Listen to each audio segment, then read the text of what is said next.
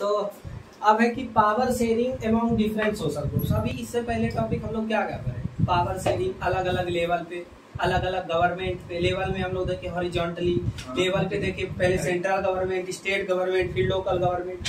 अब आता है कि डिफरेंट सोशल ग्रुप, सामाजिक समूहों के बीच में। इसका सबसे बड़ा उदाहरण है कम्युनिटी गवर्नमेंट, जो बेल्जियम में यादें पर आए थे कि एक धार्मिक था, सामाजिक टाइप का एक था। 3 तरह की गवर्नमेंट थी ना वहाँ, एक सेंट्रल में थी, एक बेल्जियम के ब्रुसेल्स में भी अलग गवर्नमेंट था, जो याद है कि 80% फ्रेंच लोग थे और 20% डच, तो दोनों को बराबर शेयरिंग मिला था। लेकिन तीसरी भी सरकार एक कार्य करती थी, सामुदायिक सरकार, कम्युनिटी। इसमें उसको हक था कि हम अपने समुदाय को या किसी के समुदाय के कल्चर को, कैसे संस्कृति को बचा के रखे, पहनावा ओढ़ावा सब चीज, उसका एजुकेशनल ग्रुप। जैसे अब हम कह सकते हैं कि हम लोग एक हिंदू धर्म के हैं, ऐसे तो धर्म नहीं है वो, सनातन धर्म है। संस्कृत शुरुआत से चलती आ रही है, नई एजुकेशन पॉलिसी के हिसाब से ऐसा हो सकता है कि तुम्हारा मेन सब्जेक्ट में भी संस्कृत को लाया जाएगा। तुम लिटरेचर में संस्कृत को पढ़ सकते हो, ऐसे भी 10th का वो लड़का पढ़ रहा है संस्कृत। तो ये सब उस सरकार का जिम्मेवारी होता है कि हम संस्कृति को अपना बरकरार रखें, उसको खत्म होने नहीं दें। तो अब आता है कि सबसे पहली बात कि sharing power between various religious and linguistic groups. ये क्या है, भाषाई, अलग अलग भाषा के लोग हैं। कोई अंगिका बोला ऐसे, वो तो बोली है, अंगिका मैथिली ये सब बोली है। भाषा हो गया हिंदू, मुस्लिम, सिख, ईसाई, सबका अलग अलग भाषा, ठीक है। आप देखोगे तो अलग से सबका सरकार रहता है, लेकिन भारत में ऐसा कोई सरकार नहीं है, रिलीजियस सरकार गवर्नमेंट कोई नहीं है। अगर हो जाए तो भारत तुम्हारा टिक ही नहीं पाएगा, टिक पाएगा नहीं। वो अलग बोलेगा कि ऐसा करो, उर्दू को हमको बना दो तुम राष्ट्रीय भाषा, बोलेगा हिंदी को बना दो, कोई बोलेगा इंग्लिश को बना दो। तो ये सरकार, इसलिए संविधान जो बना है हमारा मंझे हुए तरीके से बना है। कुछ वैसी चीजें अच्छी भी है संविधान में, कुछ वैसे चीजें गलती भी है संविधान में, लेकिन हम उसको गलत नहीं कह सकते। क्यों? क्योंकि उस समय की परिस्थिति और समय की मांग ही वही थी। अभी आज से तुम 10 साल पहले की लड़की को देखेगा, कम से कम 5 रोटी खाएगी। अभी के लड़की देखो 3-2 रोटी में अब पेट भर गया, नाटक नौटंकी। खा सकती है, उसको भूख लगा ले, लेकिन सामने वाला दिखाना है ना कि हम 2-3 रोटी ज्यादा नहीं खाते, स्लिम रहेंगे। तो ये समय की मांग है। भी देखेगा बच्चा रोटी चावल कम खाएगा, 4 खाता है, पूरा मिर्ची खा रहा है, लड़की लड़का पूरा एकदम मोमोज खा रहा है। कोई गंदा स्वाद है मोमोज में। हम एक बार खाने गए मोमोज, इतना गंदा लगा कि सब मोमोज फेंकना पड़ गया, पूरा पैसा बर्बाद। तो समय के मांग के अनुसार चलना पड़ता है। तुम इस चीज को गलत नहीं कर सकते। समझो, अभी से 20 साल पहले लोगों को पूछता दलिया जान रहे हो क्या होता है? गेहूं और को पूरा एकदम चुनी चुनी छूट करके पीस करके दिया, वही पन्नी में पैक हो गया, मॉल में रखा गया, उसका नाम हो गया ओट्स। तो फलना तो चिलना है दलिए, उस पैक हो गया पन्नी में तो नाम अलग हो गया। यहाँ पर जूता बनाने वाला आगा, एकदम फर्स्ट क्लास, एकदम 1 नंबर का जूता बनाएगा, उसी को तुम पैक कर दो डब्बा में, पन्नी लगा दो, हो गया एकदम वुडलैंड का जूता। तो ये समय की मांग है। तुम लोकल चीज को पसंद नहीं करोगे, उसी को पन्नी में पैक कर दो ना, सब दुकानदार करता है, हम जानते हैं ना उस चीज को। लाया कलकत्ता से इतना 1 बोरा माल उठा के, पन्नी लगाया, डब्बा लगा दिया, चिप्पी मार दिया, बारकोड स्कैन करने वाला। अरे साला ये तो नामी है, एकदम ब्रांड है, कुछ नहीं, मूड को तुम खरीद रहे हो उसको, ठीक है। तो उसी तरह से यहाँ क्या है कि पावर को शेयरिंग किया जाता है अलग अलग रिलीजियस और अलग अलग लिंग्विस्टिक, मतलब भाषाई लोगों के बीच में। अब आता है कि reserve constituents in state assembly and parliament of our country. समझो, विधानमंडल में, विधानसभा में और लोकसभा में सबका जो है अलग अलग तरह से उनको क्या किया गया है कि बांट दिया गया है कि आपका इतना सीट है, आपका इतना सीट है।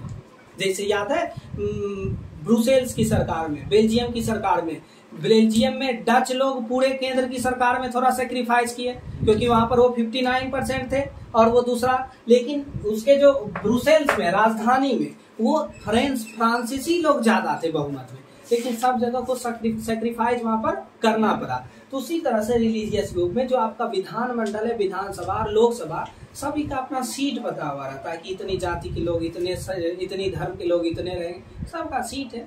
क्यों किसी को ये नहीं लगे कि हमको ऐसा नहीं माना जाता है। याद करो, हम बहुत पहले बताए थे कि भारत का विभाजन का कारण एक और था कि उस समय की जो मुस्लिम लीग थी ये मांग की कि हमको आप अपना कुछ क्षेत्र दे दीजिए जहां पर दूसरे पार्टी के लोग खड़े ही नहीं हो सके, हम ही के पार्टी के लोग मुस्लिम लीग के ही खड़े होंगे, वहीं से कोई सरकार बनाएगा, जीतेगा। खराब नहीं था वो, मान लेना था। ऐसे भी इनडायरेक्टली आप कर ही रहे हैं। आप बार विधानसभा के कोई वार्ड सदस्य को उठा के देख लीजिए, वहां SC ST या OBC कोटा से ऊपर वाले लोग खड़े ही नहीं हो पाएंगे, होते हैं बहुत ऐसा क्षेत्र है। तो आप इनडायरेक्टली वो चीज कर रहे हैं, लेकिन जातिवादी के रूप में। लेकिन आप अगर आज से कुछ साल पहले इस चीज को सोच लेते और हित पे नहीं लेते, इगोइस्टिक नहीं होते, अरे कैसे तुमको अकेले खड़ा होने दे देंगे, इगोइस्टिक थोड़ा सा हट जाते, तो शायद आज भारत विभाजित नहीं होता। ठीक है। और अभी का मोदी जी का बहुत अच्छा स्टेटमेंट है, पहले के लोग कबूतर छोड़ते थे, अब हम चीता छोड़ते हैं। बहुत बड़ा अर्थ है इसमें, समझो। जवाहरलाल नेहरू जो पहले प्रधानमंत्री थे वो अपने जन्मदिन पर कबूतर छोड़ते थे। कबूतर शांति का प्रतीक है, पीस। नरेंद्र मोदी जी का भी जन्मदिन था कुछ दिन पहले, वो चीता छोड़े 5 गोला। चीता किस चीज का प्रतीक है? आम न छोड़िए नहीं। नया पार्लियामेंट बना है, उसमें अशोक स्तंभ का शेर का मुंह खुला हुआ है, तो ये सब चीज इनडायरेक्टली कहता है, डायरेक्टली थोड़ी लिख देगा कि हम मुंह खुलवाए हैं ताकि आओ ना तुमको दांते काट लेंगे। ये सब इनडायरेक्टली कहना हुआ कि तुम अब जितने भी देश भारत पर नजर उठा के देख रहे हो वो सतर्क हो जा। अब सभी चीज में, इकोनॉमिक हो, डिफेंस हो, सब सेक्टर से धीरे धीरे मजबूत हो रहे हैं। समझ में आ गया? तो अब आता है कि कम्युनिटी गवर्नमेंट बताई थी कि सामुदायिक रूप से एक तरह से, इसका सबसे बड़ा उदाहरण है ब्रुसेल्स की सामुदायिक सरकार। इससे बड़ा उदाहरण और तुमको कहीं मिलेगा नहीं। अब आता है कि power sharing among different political parties, pressure group and movement. यह भी बहुत अच्छी समझने वाली बात है। केंद्र में बीजेपी की बहुमत की सरकार है, अकेले जो मन होता है करता है। बिहार में देख लो, 2 पार्टी मिलकर, ये है ना, इसको कहते हैं कि गठबंधन की सरकार। कोलाइजन बहुत अच्छा पॉइंट है, बहुत अच्छा शब्द है, इसको याद कर लेना। और ये आएगा ही आएगा, हमको लगता है कन्फर्म 99.9% कि कैसे कैसे अलग सोशल ग्रुप्स, यहाँ पर अलग पॉलिटिकल पार्टीज और प्रेशर ग्रुप के बीच में सरकार का सत्ता का विभाजन होता है। सबसे पहली बात है, समझो, कोई भी पार्टी बहुमत सिद्ध करने के लिए वो नहीं समर्थ नहीं हो सकी, तो गठबंधन की सरकार बन जाती। जैसे जेडीयू का 43 सीट है और 79 सीट आरजेडी का है, कंफर्म नहीं कर सकते, 79 आरजेडी का कंफर्म कर सकते। तो अब कोई भी पार्टी बहुमत सिद्ध नहीं कर पाएगी, शायद 142 या 43 बहुमत सिद्ध करने के लिए होना चाहिए। अब न तो बीजेपी के पास पूर्ण बहुमत है, न तो आरजेडी, न तो जेडीयू के पास। क्या करेगा? फिर से तो चुनाव नहीं होगा, या बहुत जब बड़ा पॉलिटिकल क्राइसिस आएगा तभी चुनाव होगा, और तब तक राष्ट्रपति शासन लगेगा तुम्हारे राज्य में। तो उस चीज से बचने के लिए, समझो, गठबंधन की सरकार बनती है। क्यों बनती है? ये अच्छी चीज है। आज जेडीयू के लोग अलग अलग मानसिकता के लोग रहते हैं, समझो बात को।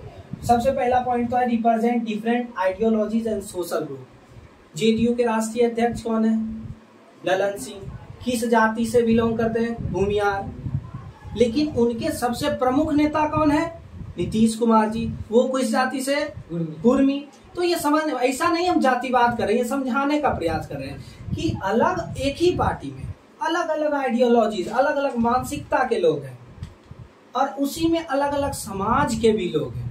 ऐसा थोड़ी है कि एक पार्टी किसी एक से चल रही है, ऐसा थोड़ी है राजद में सिर्फ यदुवंशी का ही वो है, उसमें भी भूमिहार है, उसमें भी ब्राह्मण है, सब में सब धर्म के लोग, सब पार्टी के लोग हैं, सब जाति के लोग हैं। तो इससे क्या होता है कि एक अच्छी सरकार बनती है, सामंजस्य बैठता है। कोई भी सरकार किसी दूसरे जाति को दबाने का, क्रश करने का प्रयास नहीं कर सकती है, क्योंकि उस जाति के लोग खुद उसी पार्टी में रहते हैं। और फिर आता है कि गठबंधन की सरकार। सबसे बड़ा उदाहरण है बिहार। कोई पूर्ण बहुमत सिद्ध करने के लायक नहीं है। तो उसमें फिर आपकी राजद और फिर जेडीयू मिलकर सरकार बनाई। अब जेडीयू बोलेगा कि हम चाहे चंपारण छपरा में जाके एगो नया फैक्ट्री खोलना चाहते हैं, तो किसी न किसी तरह जेडीयू को मानना पड़ेगा। राजद बोल दिया तो किसी न किसी तरह जेडीयू को ये मानना पड़ेगा। क्यों? गठबंधन की सरकार है, तुम छटपट करो ना, हम बहुमत वापस ले लेंगे। लो, फिर राष्ट्रपति शासन लगेगा, चुनाव होगा, देखेंगे कौन जीतेगा। तो उस चीज से बचने के लिए या कुर्सी बचाने के लिए ये चीज होती है। अब आता है कि interested group influence decision making. जो बहुमत में रहता है, राजद है, उसके पास मंत्रिमंडल ज्यादा है, गृह मंत्री उसके पास है, फलना मंत्री, स्वास्थ्य मंत्री, उप मुख्यमंत्री, सब चीज उसके पास है। तो ये डिसीजन मेकिंग में बहुत बड़ा सहायक होता है। ये सब चीज लगभग किसके पास है? मेरे पास है, लगभग। तो इसमें हम बहुमत में है, तो हम जो चाहेंगे ये नहीं कर सकते हैं। समझो, जो मन होगा वो नहीं कर सकता, लेकिन कुछ हो सकता है सलाह मशवरा से वो कर सकता है, लेकिन जो मन हो वो नहीं कर सकता है। तो ये आपका आज पावर शेयरिंग चैप्टर हो गया खत्म। अगर अगला चैप्टर पढ़ना है इकोनॉमिक्स का तो कल से स्टार्ट करते हैं। चलिए, आज के लिए इतना ही, धन्यवाद।